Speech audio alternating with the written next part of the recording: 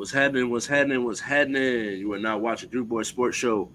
I'm your host, King Ralph, here, my co-host for the day, the homie Tar. What's good, Brody?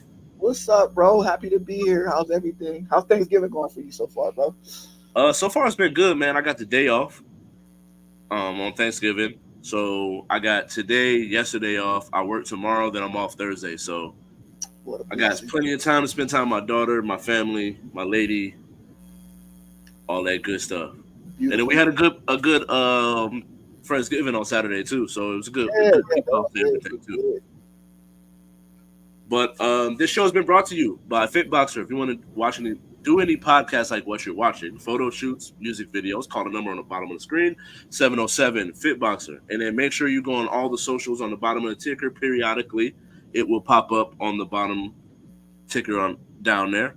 But make sure you go like, share, subscribe, follow, comment, all that good stuff. You can find my socials, my personal socials on at KYNGRALPH for everything, but add an underscore for Twitter. Make sure you go and like the Facebook page, the He Say She Say All One Chunk channel on Facebook. Go on YouTube. You can look up Juke Boy Sports Show. You can look Juke Media Network. Both of those will pop us up immediately. And we got a good show ahead. Let's get to it. So we got my NBA power rankings starting from 10 and going all the way to the top. You know me, I like to start from the bottom. Started from the bottom, now we here. But so at 10, I got the Phoenix Suns. Bradley Beal is still out, but having Devin Booker come back into it, it's amazing how just having Devin Booker and KD along with the other pieces that they have, which I think that they got some underrated pieces in the trade that they made. Some of the trades that they got with the DeAndre Ayton trade, this Chris Paul trade, being able to turn those things into role players that fit cohesively around that unit. But just having Devin Booker and Kevin Durant in at that spot, I think does wonders for them. Them two being able to play off of each other, both being able to create off the dribble, move without the ball, attack. Devin Booker's willingness to play defense has put them in a position to where they can really lock in as a unit. So then them not having Bradley Beal for more extended time, as it just came out within the past week, I got them in at 10. And then at 9, I got who did I put at 9? I got the Miami Heat. They're just one of those teams that the culture, you can say what you want. They might not have the most talent in the world, but the culture, the Miami Heat culture, is just always going to keep them relevant, playing hard, playing the right way, working as a team. And when you play as a team, a lot of teams is going out here, and we'll talk about the Clippers a little later, but you get a lot of ISO ball, no moving parts, no motion, and they just play well as a team to where they're just always going to be in that hunt. As long as they got Jimmy Butler, and within the next couple of weeks, we'll see if they can add any other pieces. Word on the street is my boy, and we'll talk about the Bulls later. Zachary. My boy might be. He said that he doesn't want to go to the Heat, but they're one of the 3 teams that could possibly get him. So I got the Heat in at 9, and then at number 8, this is 7 and 8. I have the Kings currently wrote down, but their record. So I'm gonna give them a little bit is better than who I had at 7. So I'm gonna put the Pelicans in at 8. I think how well they've been playing as of late. They've beat some high quality teams. Victories over the Nuggets, victory over the Mavericks, and then coming up short by 1 point with Zion on the sideline. I think that they're coming together at the right time. Their record is only 7 and 7, which is why I can't put them higher or even put them above the Kings, because the Kings are at 10 and 4. But I like the Pelicans and what they've been doing. I was looking forward to seeing them play Hopefully they can keep high Zion for a stretch run because when they have him, they're always top three. When they don't have him, that's when they slide into a lottery pick. Next up, like I said, I got the Kings at 7. I just think that we all seen the clip. What was his name? Bubba going in on AD and how he had Sabonis out there looking like Jokic, Right. trash. But Right. at the end of the day, I think that team, the way that De'Aaron Fox has been able to flourish underneath Mike Brown, getting a Davion Mitchell who could come off the bench, a Malik Monk, Keegan Murray with a second year under his belt, signing back veteran leadership within a Sabonis, and as well as a what's my boy Harrison Barnes. They're playing really good, playing really well right now. Got them at 10-4. Um, and they got some good victories over the last week. So I got them in at 7. I got the 76ers in at 6. And this one was a little harder for me because I think the Sixers have played a little bit better consistently. But the Milwaukee Bucks, just as a team, when you can throw out a Giannis, a Middleton, and a Dame against anybody else's top five, whoever you put them other two in, and they got quality role players over there too. Brooke Lopez has a rim protector. You got a Bobby I don't Portis. want to call him a 3 and D, but he's a 3 and rebounder in Bobby Portis. Pat Connaughton giving you quality minutes off the bench. I like that team, so I'm gonna go Bucks over Sixers. Although I really enjoy Tyrese Maxey and how well he plays off of Embiid. Tobias has been playing really well. I like the addition of a Pat Beverly. I really think that that's really what we've been missing in Chicago. I don't like the Uh, Uber injury either, man. And right. it was such a strange injury. Like, oh my Yes. god, Yeah. And then still a it's bomb. weird because it's like there's no proof. They can't find the footage, and it's like it's a big city like Philly. Like that whole situation is just weird. It's so weird, man. They're trying to make it seem like he lying, but then there's I don't know how TMZ got that ring footage of him coming in the house saying he got hit by a car. Like man, that whole situation is kind of wild. But then so I got the Sixers in at 6. I got the Bucks in at 5. We talked about it before the show. I got the Oklahoma City Thunder, who I think they're right about where I figured they would be. I never really got a chance to truly think about it or even have the conversation on a major platform that I have. But when you got SGA, Giddy, Jalen Williams, you bring Chet. in Chet, and then you get Chet. It's one of those things where like people are gonna overlook them a lot as a casual fan, and I feel like people who really know basketball know and expected them to be doing good things here. Chet has done exactly what I felt like Chet could be and do.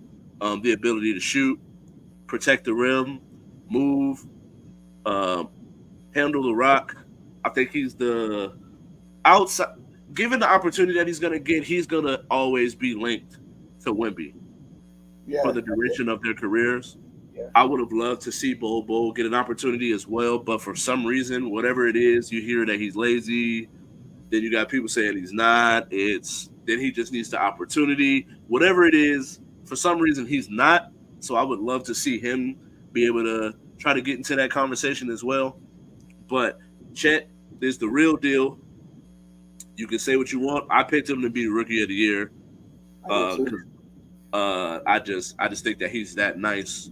But Wemby's playing well, so we'll see what happens with that. But I got the Thunder at 4, and I got the T Wolves, man. I think that when you look at it, history will tell you that once you get the opportunity to play in the Olympics or USA team, what that does for players' careers, being around other people, the confidence that you get, the work ethic that you see other players have, as well as the opportunities that you get when you go back to your team.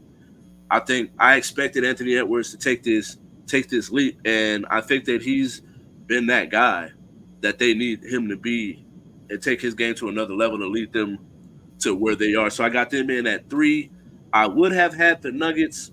I had the Nuggets at one when I first started my list, but after watching how teams have played, how teams are playing currently, and the team that they have, I got the Nuggets at two. Although a lot of times I say in order to be the champs, you got to beat the champs. But Yeah. I just think that the Celtics are playing better basketball currently as we speak. Healthier, no injuries. Tatum and Brown and company being able to lead the way, but then you add a Porzingis who is a long defender, but also can shoot and is a skilled basketball player. He can now be a third and fourth option on many nights where you don't have to focus. He doesn't have to focus on trying to score 25 and 10 and 5 and get 2 or 3 blocks. Like he could just play a complementary role. And an old reliable Drew Holiday at the end of the day, I think that his addition is really what they needed, given they gave up stuff to get him to give. They gave away Marcus Smart, who was a leader of that team. Now he can be guard 1 through 3, be a leader on the floor, be the point guard that can create to where Jaylen Brown and Jason Tatum can just they can have a bunch of catch and shoot opportunities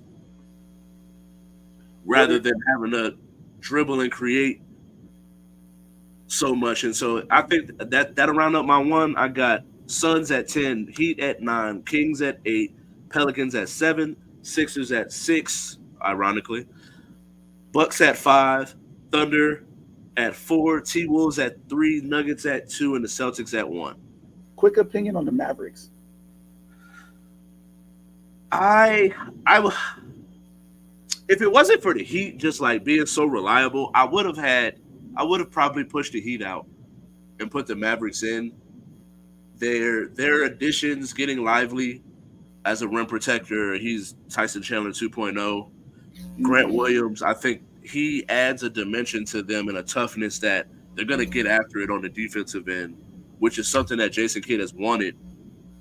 I haven't really got an opportunity to watch them play because the one of the reasons why I push back so hard when it comes to Luka Doncic and this mentor that they try to hand him is the lack of defense. You can't be a liability on defense.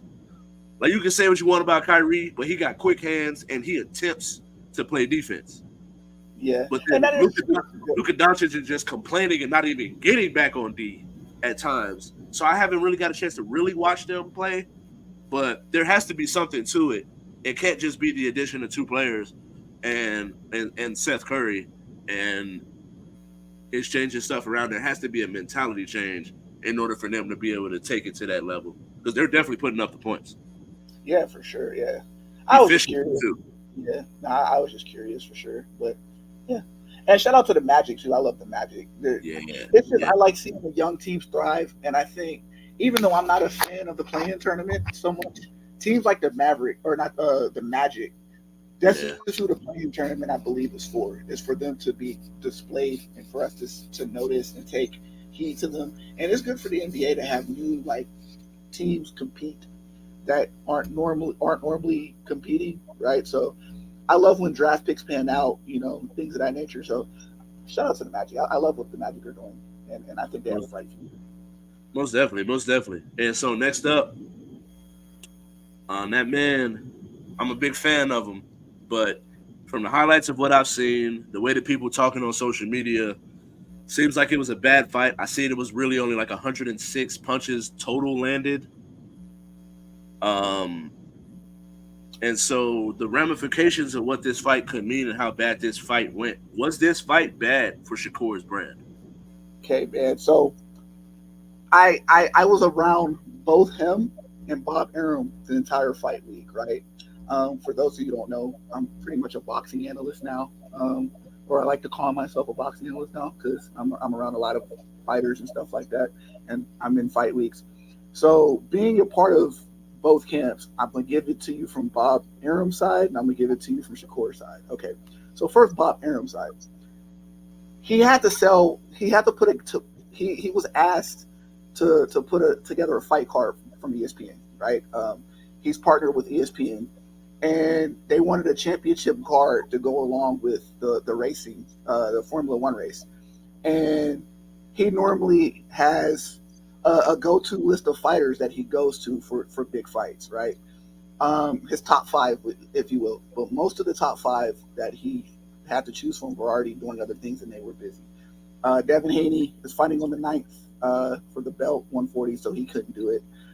Tyson Fury couldn't do it because he just fought Francis Ngannou, and he's going to be fighting Usyk in the beginning of the year. Teofimo Lopez couldn't do it because he's supposed to be retired, but he's going to be fighting Ryan Garcia toward the beginning of the new year. Lomachenko is in the Ukraine with his family, with the war and everything, and he'll be back sometime in March and fight Cambosis. So that left Shakur, and that left Emmanuel Neverete from on the undercard. Navarrete is a guy who's had the most title defenses from any guy in his weight class, or he's defended the most in boxing, his belt. He literally just fought in August, and now he's turned over and fought in November. So it's literally one of those things where he threw the card together last minute, right? So from the Shakur Stevenson angle, Shakur didn't want to fight the guy that he fought. He was upset. He has a he has a 2-fight contract left, and then he's a free agent. He didn't want to waste his last fight on this guy. And the funny part about it was he kept calling the guy Amari Hartwig. He, he kept calling him Ghost, basically. He didn't know the dude's name. He didn't care about fighting this dude. So I don't think that he trained hard enough to beat him because he felt like, who the hell is this guy? I don't want to fight him, right? And his thing was he's been very defiant toward Bob Arum because he wants the bigger fights. He wants the Devin Haney's of the world, and he wants the Lomachenko's of the world, right?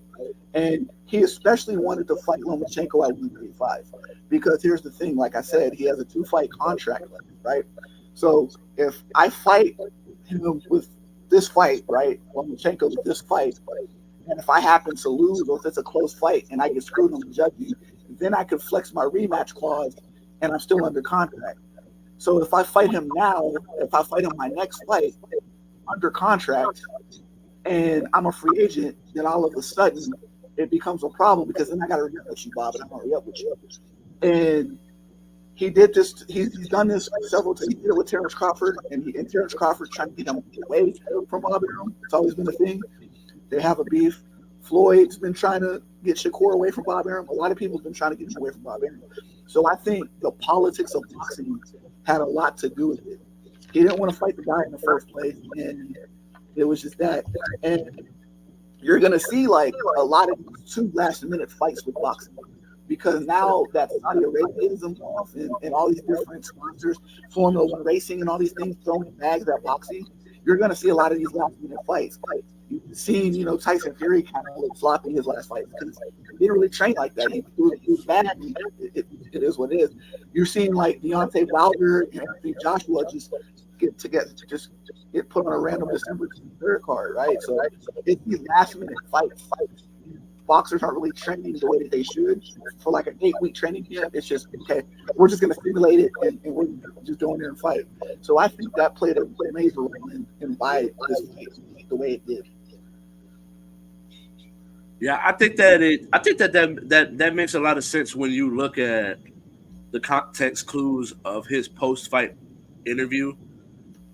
He never really said what it was, but he said I wasn't feeling well going into the fight.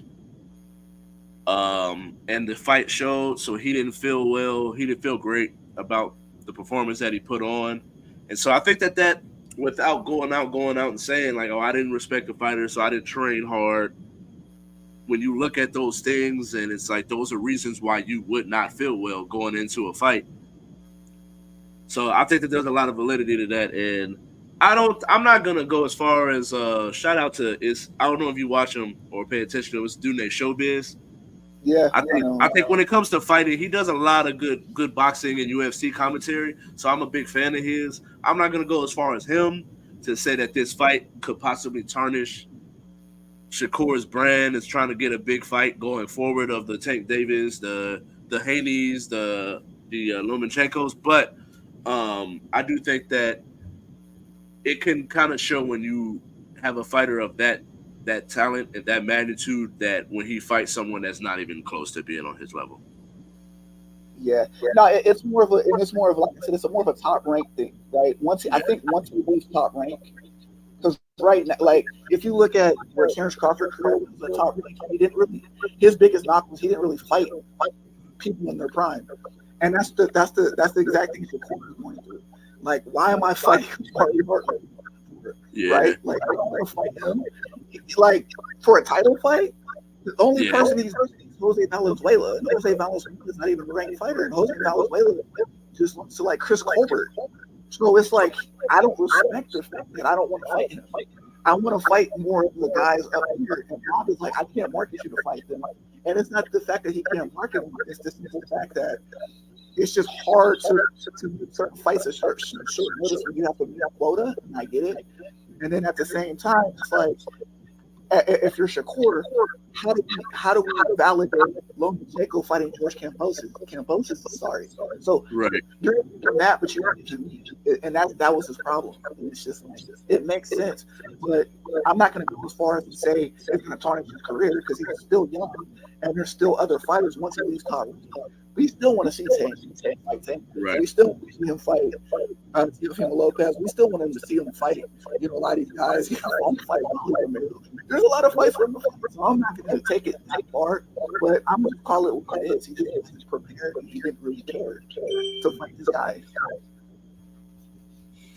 Yeah, I felt that. I felt that. I'm looking forward to see what happens next, what fights he gets on that last fight of the contract, and then what going forward. But next up, man, we got Prime and Colorado been looking pretty terrible over the last couple weeks. Looks like they were going to get a bowl spot. I even predicted that they would get in a bowl game, but with some of the losses over the last couple weeks, they are not eligible for that. So, oops, I ticked the wrong one. But was this year a failure? I mean, look, it depends. For me, it really depends on how you define failure, right? And what was the goals to begin with? Because you're talking about a Colorado team that was a 0-1 team before he got here, so he did up their chances, right? You did have College Game Day go to their games, right? Lil Wayne was performing. You had celebrities popping up to their games, which wasn't happening before. So, in terms of marketing, in terms of getting people to care about Colorado football, it's a deep success, right? But I will say the one thing that if I had to label anything a failure was I believe that he made turn too many games personal when they really shouldn't have been, and it was the team's tactic all along. I think to me, the downfall of Colorado season was Colorado State.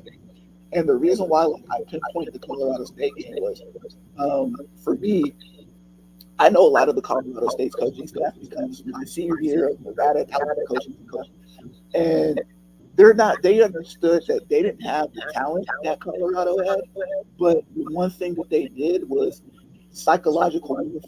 They know that they can play psychological warfare. So a lot of the time, Coach Norvell plays the game through the media.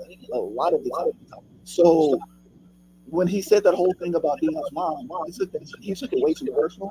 And literally, what ended up happening was you study the video of Colorado storming the field and doing all this other stuff, and they literally had 12 people, like three personal, because they got two of them. And Colorado State was able to basically get into their head and beat them. And I felt like a lot of the games, Colorado this year took way too personal, and teams were able to capitalize on those emotions. So next year, calm that down because that's how teams are playing, right? Uh, Jay Norvell, it kind of reminded me a little bit of White Man Can't Jump with Wesley Snipes, with Billy Hoyt talking smack to the players. Wesley Snipes like, "What are you doing?" They don't play well when they're angry. Colorado they were emotional because they came out, they would shoot themselves in the foot with stupid penalties and do stuff overly trained, overly do stuff like that. So they were playing this game. So they needed to take a step back and understand, hey, we belong here. This is, good, and we're just the rest of these teams, and we're not going to fall for the media because the media pitch you should spit you out. And I feel like they fall for a lot of those shows.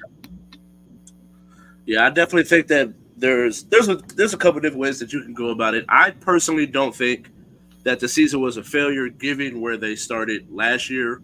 One win.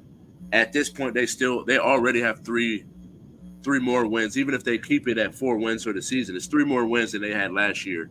There's a bunch of money that's gone into Colorado's pockets that they and notoriety, visibility, and all of that they've been able to get. So I do think that there are some things to learn from as a coach, some things to learn from as players going into next season.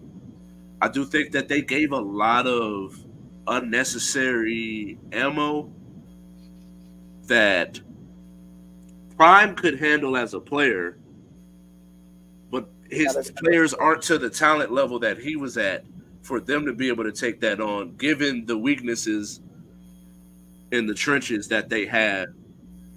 Because you see a lot of games where it's like three, four, five plays in a row.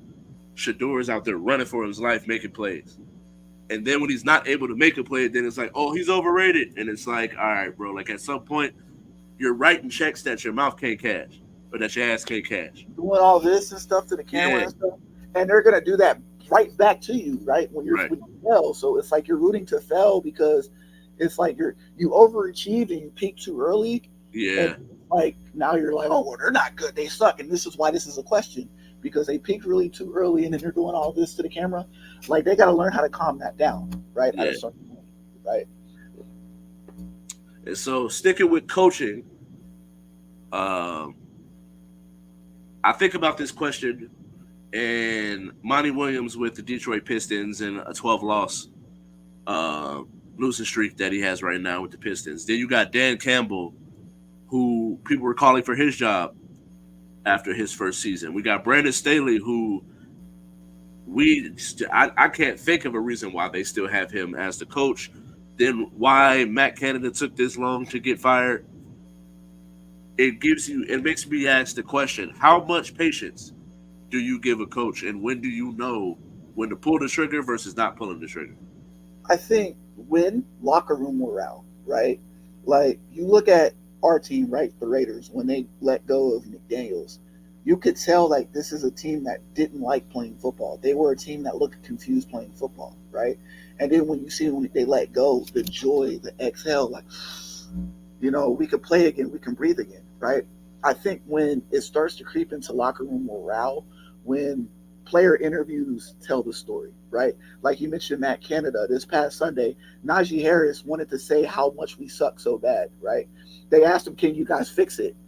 And oh man, well, body language is everything, right? Right.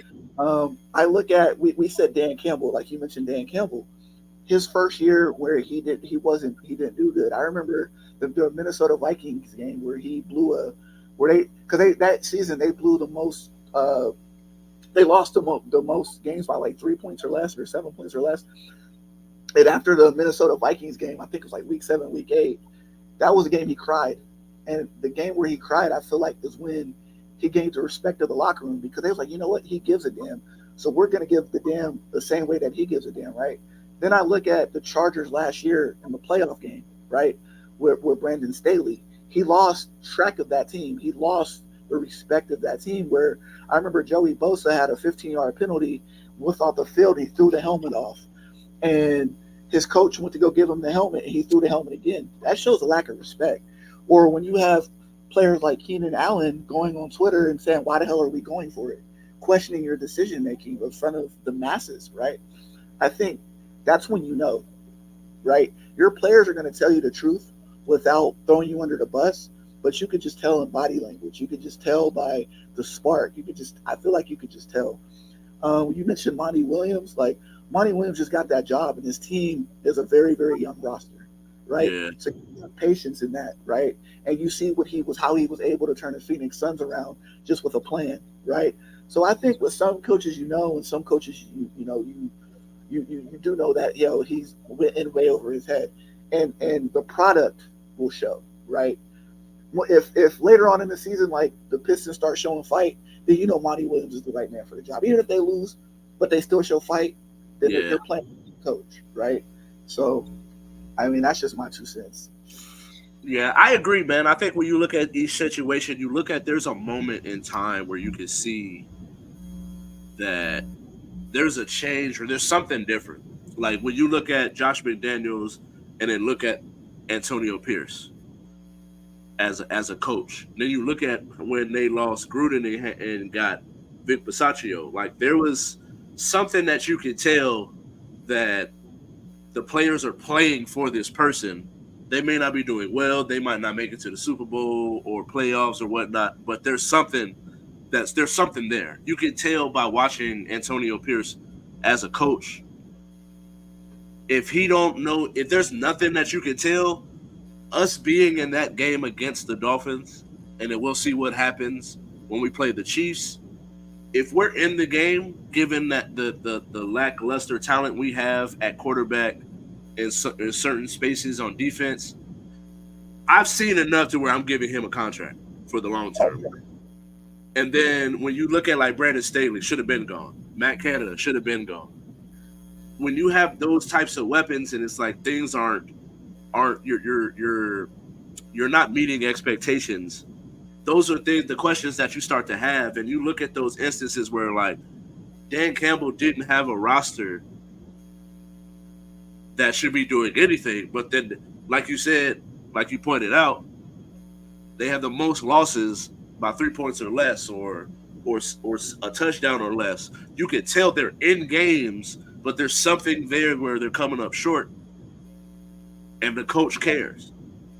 And so I think when you look at these situations, I think it's you can just feel it where you got to trust your gut. Where I feel like sometimes ownership is not willing to say we made a mistake, or the person that made the decision to hire these coaches are not willing to say they made a mistake, or they're too quick to pull the trigger instead of giving people patience. yeah, and sometimes too, like they look at what you did 10 years ago, like Belichick, right? Belichick hasn't been good in quite some time, and Right. his roster construction hasn't been good. His the way he throws like Mac Jones under the bus a lot of times, where he doesn't, he's throwing to Pop Douglas. He sounds like a Negro League shortstop, bro. Like who's Pop Douglas? This is who he's throwing the ball to, and you Right. expect him to be good in these situations, and you're blaming the player. You had Matt Patricia as his offensive coordinator last year, Oh, expecting bro. him to be good, right? And it's like, but Belichick won 6 rings, yeah, like 10 years ago. Right. So you gotta kind of like know that too, right? Like you can't just rely on what he did 10 years ago. You kind of got to be honest where he fits in the reality of now. So And so, speaking of coaching, when it comes to patience, we got our new segment we're bringing back, panic or patience. Going with the Chicago Bulls, I am gonna go first. This is my squad, so I'm panicking. I think that there are certain decisions that we made over the last couple of years, not drafting certain players when we had the opportunity, not or drafting certain players instead of others when we had the opportunities. And I think a lot of things are starting to come to its head. And I feel bad because this team is good, but they're not able to overcompensate for the fact of losing Lonzo Ball. Because if you have Lonzo, given the team that we've had, some of those players have gotten better. Pat Williams has gotten better. Kobe has got an opportunity to show who he is, and he's balling. Io has kind of digressed a little bit as far as where he was from his rookie year to where we are. We've seen flashes of that, but Lonzo being out when we were a top four team in the East, top three team in the East, to now we look terrible. And so the trade talks, they're talking about blowing up the squad. It hurts me. It hurts me to say that it's gonna happen, but it will. I just hope that we're able to get pieces that can help us for the long term. yeah, no, I absolutely agree. And then like you got DeMar DeRozan hitting free agency this up and coming year. Yes. So it's like that doesn't help his situation of wanting to stay. So you might as well get what you can get for him because you know he's going to leave you. So I agree. Um, like when it comes to Levine, you might as well just get some young pieces and young players while you can and cut your loss because Yeah. obviously that experiment hasn't worked. So I agree with you. And so next up, got them Grizzlies. Memphis Grizzlies, panic or patience? Patience, because I want to see what it's like when Ja comes back. Because a major piece of their team is gone.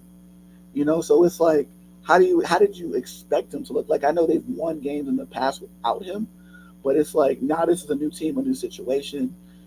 So you need the straw that stirs the drink per se to play. The quarterback of the team essentially is Ja. So I want to see what they look like once he comes back. So yeah, patience. I agree, man. I agree. I agree they need patience be just simply for the Josh situation. Next up, Clippers. Panic or patience? Panic. Uh, the team doesn't make sense to me. You have way too many I don't want to say past their prime, but guys who are too many who are alphas on their team, and it's hard to be when you're an alpha your whole career to take the back seat. You know, um, and I feel like James Harden's role should have been to be off the bench, and Russell Westbrook should have started. But Yes. because you have too much pride, you're not going to do that. And then they're kind of little up front. They don't really like there's no way that Kawhi Leonard should be playing the four. I don't like that at all. Like I know they just got like Daniel Tice, but it's just the way that they're constructed just doesn't make sense, and it's not going to make sense no anytime soon. So I would definitely panic. They're older, and injuries have been a problem, but the roster structure just doesn't make sense. So definitely panic. Yeah, the only reason I would think that like the only way that this ends up making sense is if history is if the past history is going forward is going to be the same where they're going to get hurt. Yeah, Because if they get hurt, then I understand why you make the trade for James because now you got two or three superstars, and now you got a bunch of role players. But when you got all four, it just doesn't make sense to me bringing Russ off the bench when Russ is. They need to play fast. Like I yes, was watching Gil's Arena and they were talking about when they beat the Rockets, and with those four players starting together, you're looking at 103 points won the game, and that's with James having 24. PG had 20 something. Kawhi had 20 something. So it's like, what are we really doing here? You're not moving fast enough, and it's it's one of those things I've been telling people like when I used to coach players, if you can't get to your spot within two dribbles, the more talent you have on the court, the more imperative that it is that you get to your spot off catch and shoot or two dribbles. If you can't get there in two dribbles, James, come up off the rock. yeah, no, and I agree. And his scoring, he's a better scorer than Russ. So I believe just because he's a better scorer, he would mean more to the second unit than he would the first because you have tons of scoring on the first unit. You need more scoring on the second unit. Him and Norman Powell could anchor that second unit more than a Russell Westbrook could because Russell Westbrook gets the rebounds. He plays with speed. He helps you Yeah, find your spot. Where Russ takes too long, like you said, James just takes too long. Pat, pat, yeah. pat, pat, pat. It takes you out of your rhythm. So yeah, Tween, step back. hezzy. Bro, that took way too long, bro. That took way too long. Come up off the rock.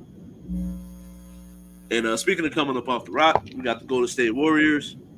Panic or patience? I'm gonna say patience, bro, because I just think that no Draymond, certain injuries, and trying to find continuity with Chris Paul is gonna be different.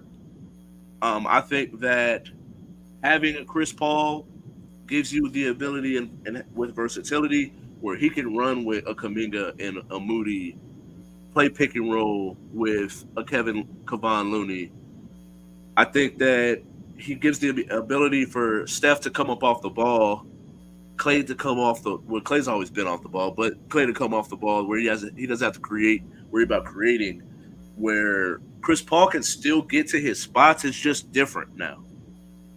And so I think that given the team, I'm gonna give them patience. I'm not gonna say panic for the sake of like I still think they're gonna make the playoffs, but I still think that their ceiling is still not a NBA Finals team.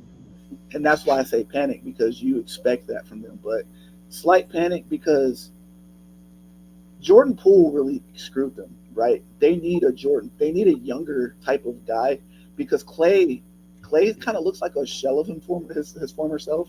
He hasn't been looking great. He struggled a little bit, and I feel like they need a younger ball handler. Like I think they should need like a Moses Moody or like a Jonathan Kaminga to kind of take that next step now, because you need some younger legs, fresher legs, right? Because you have seasoned veterans on that team, and you need a younger guy to kind of do what Jordan Poole kind of did, like get you a good like 18, 20 points off the bench, and I feel like that's what they're missing, is that. But Jordan Poole is an idiot, like so. Yeah, But the I way he plays basketball, bro. it's irritating, and he has Yeah, so much talent, but it's just yeah. irritating. That's what they're missing, is that. But so I just say slight panic, just slight. But yeah, And we talked about it, and we talked about them before. But Detroit Pistons, panic or patience. patience? Yeah, they're patient. You got to be patient. They're young. They're really really young. Yeah, I agree, man. I think they have so much talent. Jalen Duren, Jaden Ivey, Wiseman, Kate Cunningham, Ian Hayes, Bogdan. Like I think that they have people that they can build around, and grow into role players that fit that squad. Just give Monty Williams some time. You know he cares. He can develop players as well. And I think that I agree with you, man. 100%. I'm gonna give the Detroit Pistons some patience. And so we got our pick'ems up next. Been trying to focus on some more local teams going forward. You will be seeing me talk about women's college basketball with the Lady Rebels, as well as the Rebels basketball team. But now we're going to talk about UNLV's football team. With this victory over San Jose State, they could win the Mountain West. Are they going to win it? Yeah, I think that they should. Barry Odom has got these boys playing like amazing football, and if he's not considered coach of the year, I don't know what coach of the year looks like. Right. The way that he's just created a jolt on that team and a confidence in that team, and I can't remember the last time the UNLV football team was good, and just the simple fact that and he's doing it locally too, because isn't their quarterback the kid from Liberty? They got a Liberty Yeah. quarterback, right? So yeah, like you're doing it locally, and yeah, I just think that the way that they're looking, the way that they're playing, like there was a moment in the season where their young wide receiver dropped the ball that lost them the game, and Barry Odom came to the side, gave him a hug, and said it was, we got this, we got you. And that to me, when we talked about what's good coaching, that's amazing coaching. And they just respond to that, and they respond to him, and his SEC style of coaching, because he comes from SEC. Like I love it. I think we can do this for sure. Yeah, I agree, man. I got them winning.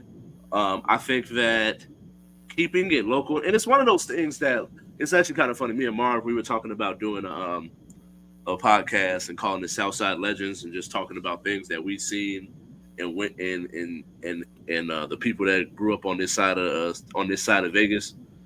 But we've been talking about for the longest time the talent that we played with in high school or been around that leaves to go to other places. All the players that go from Gorman that goes to other places, whether or not they came here just to play at Gorman or they're Vegas born and raised.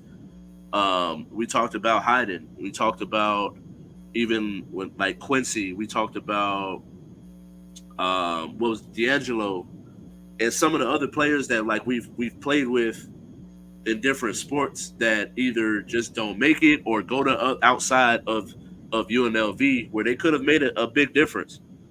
And so I'm happy to see them get the kid from Liberty, um, and he's balling right now. So I'm gonna go with UNLV, man. I'm a rock with the Rebs, and I'm gonna look into that because don't they get a bowl game too?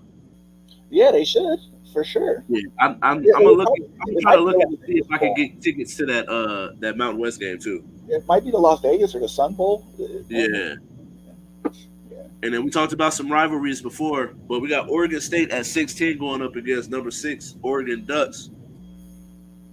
Who you got? I got Oregon. I like the way that Bo Nix has been looking, and Oregon's on that threshold of being in the play-in, the college football play-in, and it means a lot to them because depending on Michigan and Ohio State, which we're about to talk about, they may be able to leapfrog, into that fourth or fifth spot, right? So depending on that, um, Oregon State just played a hell of a game against Washington. The defense, their their uh, their defense and DJ Ugalele. I don't know how to say this. I'm sorry if I mispronounced it. DJ been playing some solid football, as of late. But they just haven't been able to do much with the top five, top 10 echelon teams. So I think it's just one of those weeks again where I think Oregon gets them in probably like a 14 point type of game, well, Yeah. 2 touchdown type of score. But yeah, Oregon for sure. I agree, man, because old man Bo Nix is gonna get it done, bro. That man is 35 years old. He should get it done, bro. Like you can say what you want, but he be out there balling, man. His mobility, a heck of an arm talent as well, and they just been balling and rolling on all cylinders. So I'm kind of curious to see what happens with them in a Pac-12 game. Um, I would like to see if they go up against a Washington, but I don't know if it's gonna happen or not. Um, but I got them winning this game. I got them winning pretty handily too, honestly. And I'm kind of curious to see what happens with this college football playoff. But next up, we talked about rivalries, and this is my favorite rivalry in all of college football. Ohio State. I got to hit up Matt, talk my shit over the next couple of days, leading up to it. Let him know that they finna catch this L. But I don't know, bro. Like, I always tell people, the years where I'm excited for Ohio State football are the years where, like, I just don't feel like they meet my expectation. Yeah. And then the years where I go into it and I'm just like, oh, we're gonna have a decent year. Those are the years where, like, you get the Cardale Jones year where he just goes on a run and we win it all. Like this, and so I'm just like, I don't. There's a part of me that now they've got to this point that I want to pick them, but all year I've said that I'm just not. Like, I just don't see us getting to the championship game, so I'm gonna pick Michigan. Although, Yeah, this Kyle McCord is not him, bro. I no, just don't like Kyle McCord. no, Like, he is not. he got lucky against in the Notre Dame game. It's just the way that Michigan's been playing. Like, I like the us against the world mentality, love it, and they've been running the ball down their throat. Blake Corum, bump, bump, bump, I formation, just power I, and just run him up over. And the game means a lot for JJ McCarthy to his draft status. Could take a hike up there. I got Michigan, and I think it's going to be a dirty physical game, but it's just Michigan. And Kyle McCord is just not him. And it's like, I seen what Michigan did with C.J. Stroud last year. And C.J. Stroud was actually him. Kyle McCord is not that. Right. I like Michigan. It's just, it's like when you ask me if there's something about Ohio State, for me, it's Kyle McCord. He's that something I just don't like about Ohio State. Yeah. And that's really what I've been thinking. It's like, I went into the season like, I wanted Devin Brown going into the season, but I mean, he got outplayed. So I can't really say much, but I just feel like I'm not confident. I like our weapons. I like our running back. I think our running back should be a round 2 type of running back. Yeah, for sure. Henderson. Henderson. And then I'm a big Marvin Harrison fan, but top 5 draft pick, I think that's reaching. Because his lineage. Yeah, like, but he's still a wide receiver at the end of the day. Like, like I just feel weird about wide receivers going that high when you could name 20 receivers, 10 to 15 receivers that are like, you can interchange and still you might get your Tyreek Jefferson. I agree with you, but he could be a Jamar Chase for a young quarterback. When they got Burrow, you got to get Jamar Chase. Yeah. There's a lot of within that threshold because it's a weird year. Like, I don't want to like be long-winded, but I love the Bears.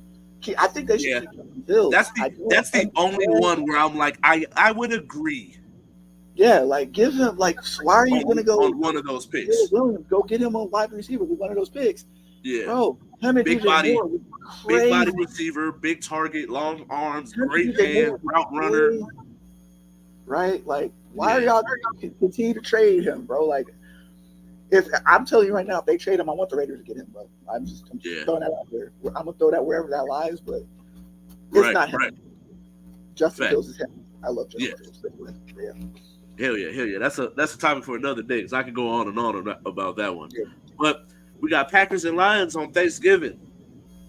But like this is Lions. real quick, real easy. Detroit Lions. Go into it. Yeah, Lions. For real, bro. I don't care what you're doing. You going on vacation, Christmas packing, Green Bay packing, the Lions in full. But Cowboys and Commanders. Cowboys. This is Ron Rivera's last go hoorah as a coach and probably in the league. So yeah, definitely Cowboys. He might get fired after this week, and If you this don't game, if this game, I actually haven't been a real close one, but if this game is a blowout, I can see him getting fired. yeah Yeah, he don't even make the flight home. yeah. And then we got another rivalry in the division, 49ers and Seahawks. Seahawks got a shot.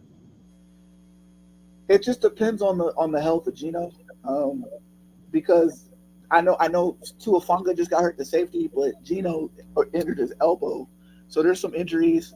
Kenneth Walker's hurt, so that's a big part of what Seattle does well is run the ball, and he's not going to be playing, so that's a big injury. Zach Charbonnet needs to step up, but I like 49ers. Just too many injuries with Seattle right now.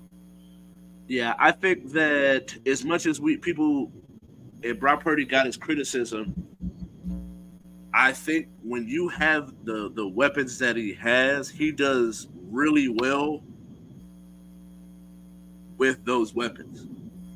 And I think when you don't have those weapons and now he has to do more, he's just not that type of quarterback yet in his career. Whether or not he can get there is a whole nother conversation.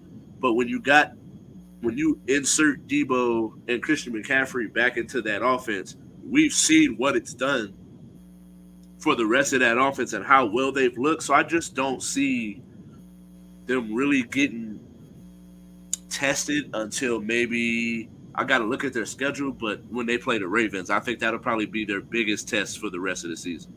Mm-hmm. And with that, that wraps up our pick'em. So we got our quick hitters for the rest. Big Baby Davis, Will Bynum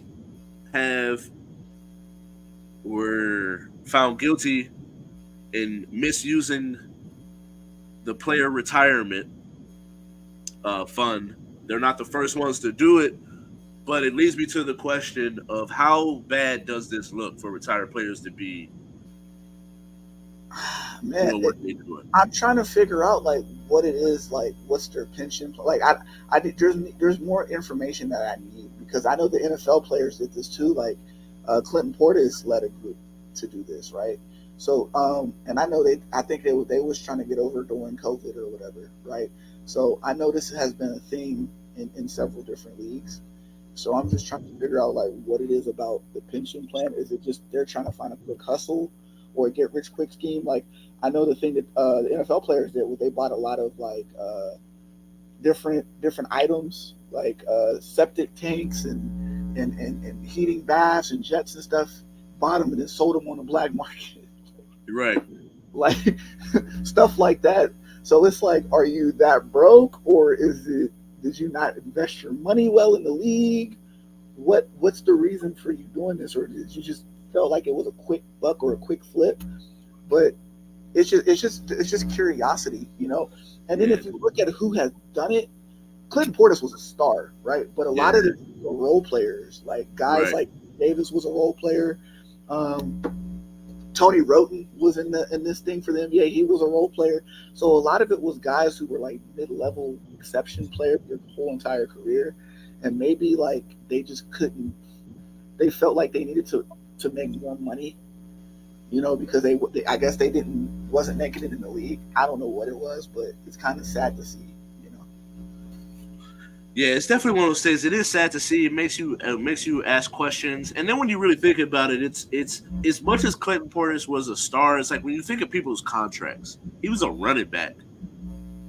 So it kind of puts you in a position of like, what were they really doing here? How much money was spent? You know about Clinton Portis Yeah, and what his struggles with finances has been well documented. So it kind of puts you in a position to where like you wonder about how much money was made, where did they put these funds, and what are they really trying to get out of, and how did they do it at the end of the day. yeah. But I And know it makes it is a bad look though, but it's a super bad look. And it does make right, you ask questions. you should they need to hire better financial advisors and more trustworthy people in their lives, because a lot of times, like Terrell Owens just said this on a recent podcast, that Drew Rosenhaus and his agents hired bad investment people that screwed him over with money, and so now he doesn't have most of his NFL salary. I want to say That's somebody else said the same thing too that's the story with a recently. lot of Yeah, yeah, I've heard some I don't know Drew Rosenhaus personally, but the stories I've heard about Bros is he's a slimy one. Le'Veon Bell said that too on I think it was Antonio Brown was the other one that said it too. Antonio Yeah, Brown, Le'Veon, and T.O. all said that he hired bad financial people that screwed him over. So yeah, and we talked about the Clippers earlier, but Russ, and we alluded to it. Russ decided to come off the bench. Do we think this will have a positive impact? They finally got their first victory after he comes off the bench. But for the long term, what type of impact will this have? it should be James Harden. I mean, Yeah, I don't really want to beat a dead horse because we already said it. It should be Harden. It shouldn't be Russ. Like Russ gives him a better boost on the court as a starter, and James would give him a more better boost as a scorer and distributor in the second unit. It should be reversed the other way around. But either way, this team's a hot mess. So yeah. And I ain't gonna keep too long because we did, like you said, we did talk about it earlier. But I do want to say that I think it's interesting of how narratives how narratives swing over the course of people's careers because you get the media has talked about Russ and how bad of a teammate he has. You've never had really a teammate come out and say anything bad about him. You even hear Gilbert Arenas talks about the Bradley Beal story all the time about when he came to Washington, he watched one of their practices. They went up and down 7 times, and Bradley Beal never got the rock. And he stopped practice and was like, "Wait a minute, this is Bradley Beal, All Pro, All Star, best player on this team. Y'all went up and down 7 times, and not once did he get the ball." And then you talk about uh, Podcast P has talked about his leadership and what he adds to that team over the years. And so I think it's interesting to hear like the narratives that have flipped back and forth. But for the sake of time, we got one more before we get up out of here. But Paige Buchers is back on the court. I remember seeing her for the first time a couple of years ago. She's the most unassuming white girl, but when she got on that court, Shorty got to it, got busy. So it's good to see her back on the court. But over the course of her injury, Caitlin Clark has made a name for herself. We got Angel Reese, who arguably is the best player in women's college basketball. Although she's going through her issues right now, but do you expect Paige to get back into form? oh, absolutely. You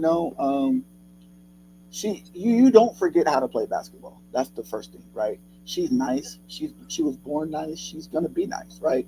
And it allowed her to learn. I think the one thing that I respected about her, right, was that her time off she spent coaching, right? So it allowed her to see the game through a coach's eyes, right? So now you can lead the team in a more of in a different role. Like you see the game differently when you're out that long, right? And you're coaching, you're around the team, you're able to lead through vocal. Now you can lead through action. So I think she's going to be a much better player because of that reason. And then as far as where she rank amongst the best in college women's college sports, I'm so confused with the Angel Reese situation. I don't even know what's going on there, right? Right. So I feel like she has an opportunity to leave her. And Caitlin Clark, Caitlin Clark she's probably the female Steph Curry. Like Yeah. she's nice. So it's that I think they could tussle for that 1 or 2 spot, unassuming where Angel Reese is. And I wouldn't sleep on that young lady from Stanford either. I can't think of her name, but the young lady Yeah. from Stanford, pretty nice as well. But I like yeah, Shorty from South Carolina. I like That, Shorty from Indiana too. that behind the back Oh yeah, with the left, that was nasty. that was Chelsea Gray stuff. Yeah, yeah. And but thank you all for watching. We got to get up out of here. Make sure you go and you follow all of those socials down there on the bottom ticker. Like, subscribe, comment, share. We appreciate you all. We're out of here. Peace.